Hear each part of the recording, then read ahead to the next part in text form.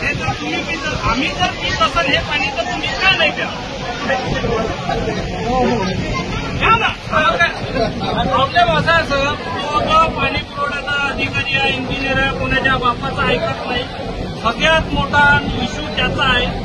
पैसेवालं काम त्यानं पहिले केलं, पाईपलाईन टाकून दिली, पाईपलाईनवर कॉन्ट्रॅक्ट केला नाही.